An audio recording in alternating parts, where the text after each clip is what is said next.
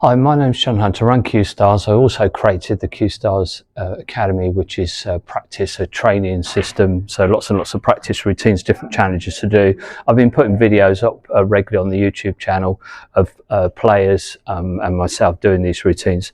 The one that I'm going to talk through today is called Figure of Eight Safety. So Adam McManus, commentator, talks about this, playing a nice figure of eight safety.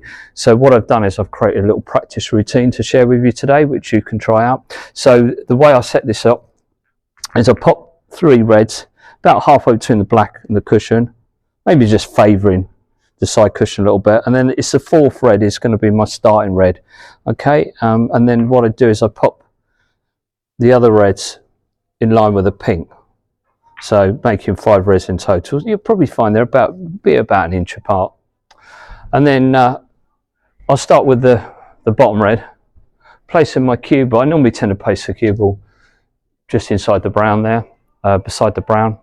And then the idea is to clip that end red with enough left-hand side in this case to create the angle, to fizz it round and bring it inside the blue to create this figure of 8 shape that Adam McManus talks about. It's quite tricky, this, because there's no go about it. You've got to put a lot of side on the white, so therefore it's going to throw.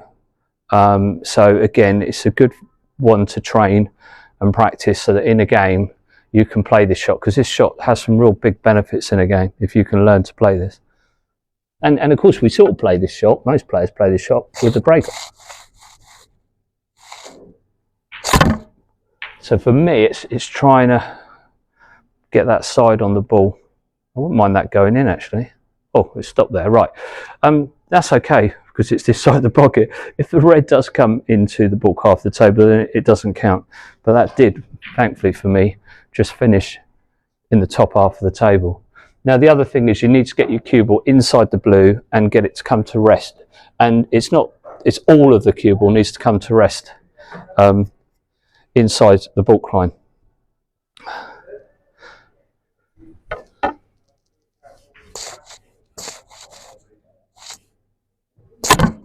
And I've caught that a little bit too thick. You can see that I brought the red into the wrong half, so that one won't count. So I'll just pop that down there so I know. So just by catching that red a little bit thick, sometimes you can get lucky and you get a little bump on the black or the pink with the red, but not on that occasion.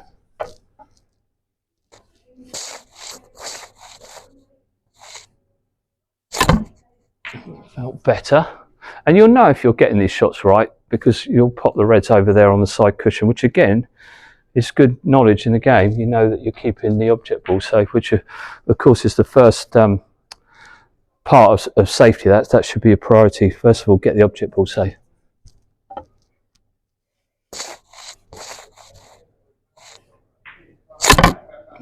Okay, that's not so. I didn't get quite as much side on that. You can see it's worth just watching the path of the cue ball and just see again how close you can get to the top, to the bottom cushion. Because again, it's just indicating you're getting a feel for the shot, getting a feel for the pace of the table.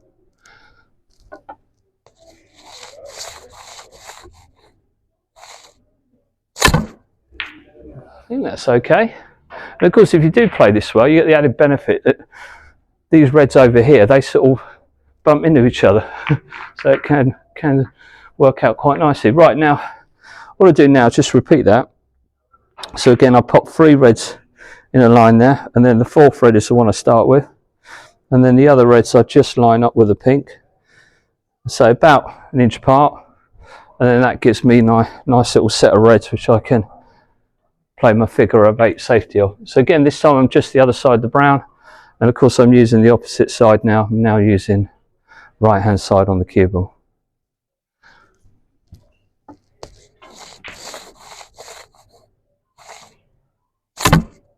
And again, I think I've caught that too thick, have I? I might just get away with this. Yeah, okay, just the cue ball, just enough pace to get behind the baulk line. So don't forget, you're going to have to use quite a bit of side on this shot to get this, to create this angle. That's why it's important to practice it, I think, because in a game, if you get it wrong, boy, it can cost you. Because if the white can rattle in the pocket, stay in the top of the table amongst all the reds, you catch the red far too thick, in which case it could open up another load of reds. Oh, didn't catch that right, I don't think. Or, of course, if it hits the blue, then that won't count. I mean, be forgiven if you flick the blue and your white still goes beyond the line. Then I personally still count that, because that, as I said, I have achieved the objective. I've come inside the blue and I've still got my white behind the baulk line, even if I have just flicked the blue. Right, so that's 2 shots missed.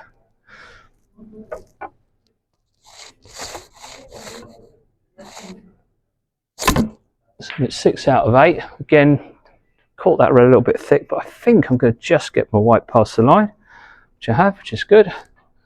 So 1 shot to go.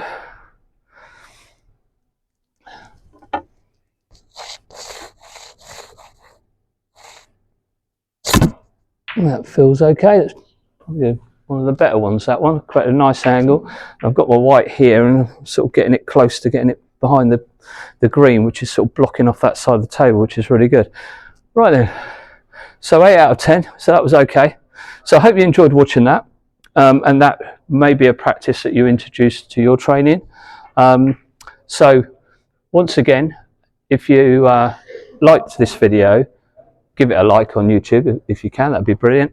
And also, if you haven't done so already, please subscribe to the channel, and also put the word around. I mean, if you're playing a league team or whatever, then please let your fellow players know about this, because yeah, there's nothing like this, I don't think, really on YouTube at the moment, showing you lots of training routines that you can do. So I hope you enjoy what I'm doing.